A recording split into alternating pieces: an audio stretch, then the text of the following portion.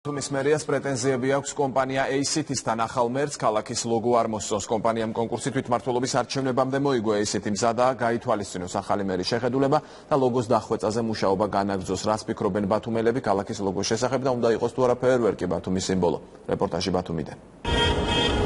დელფინის და კოლგის ნაცვლად ფეერვერკი, რომელიც მზეს მოგაგონებთ. თავისუფლების ჩარჩოებს გარეთ აზროვნების ქალაქი, რომელიც საკუთარი თავის, ოცნებების, სურვილების, შესაძლებლობების გამოხატვის საშუალებას გაძლევს.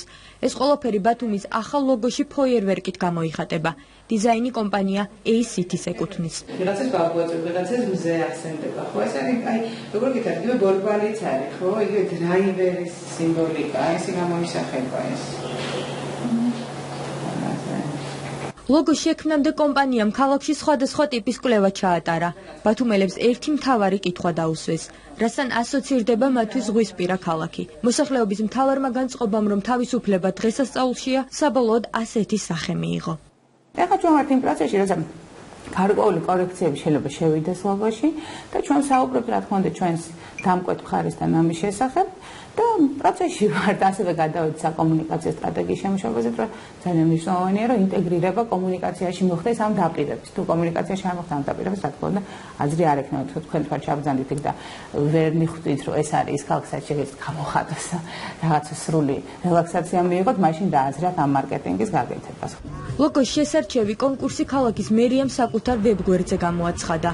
მოსახლეობისთვის შეთავაზებული სამი ვერსიიდან სწორედ ACT-ის დიზაინმა 51%-ით გაიმარჯვა. მათ მიერ შემოთავაზებულ ლოგოს მხარი 1200-ზე მეტმა ბათუმელმა დაუჭირა. თუმცა უკვე გამარჯვებული ლოგო ქალაქის ახლად არჩეულმა მერმა დაიწუნა. ბათუმი არის წვიმიანი მზიანეთი, ხო? ჩემთან ასოციაცია ზუსტად ამით იწყება. აი, როდესაც ბათუმში შემოვდივართ, ხო? აი ეს ყურის მსგავსი ადგილი ეს იწვევს ჩემში ბათუმზე ასოციაცია. უკვე რაღაც შეუსაბამოა ბათუმთან, მაგრამ სამომავლოდ ალბათ შეიძლება ეს რაღაც ჩადებული მოაზრებები შეიძლება იყოს საინტერესო, მაგრამ ამ ეტაპზე ცოტა უჩვეულოა, ასე შევაფასებდი მე. ბათუმის ფეერვერკთან ასოციაცია არ მოწონს არც ადგილობრივი მოსახლეობის უმრავლესობას. მთელი ჩემი ბავშვობა, ვთქვათ, ასოციაციები მოდიოდა ზღვისა, დელფინისა და კოლგიანი დელფინი, ეს იყო ის, რაც მე მგონი უნდა დარჩეს. ზღვის თემატიკა აქ საერთოდ არ იკითხება. ჩემთვის აქ გაუგებარია, რატომ უნდა იყოს ასოციაცია ბათუმთან. კი ბატონო, გეთანხმები, რომ ყვითელი რაღაც ბედნიერების, ენერგიის, ზაფხულის ფერია, მაგრამ ეგ ფერი შეიძლება გამოვიყენოთ ყველგან. ეწროს ბათუმი რაღაცა ფერებას. ამ ეხატოს და დელფინი რომ გიხდება თუ შეიძლება თუ არა ქალაქის ლოგო ჯერჯერობით უცნობია.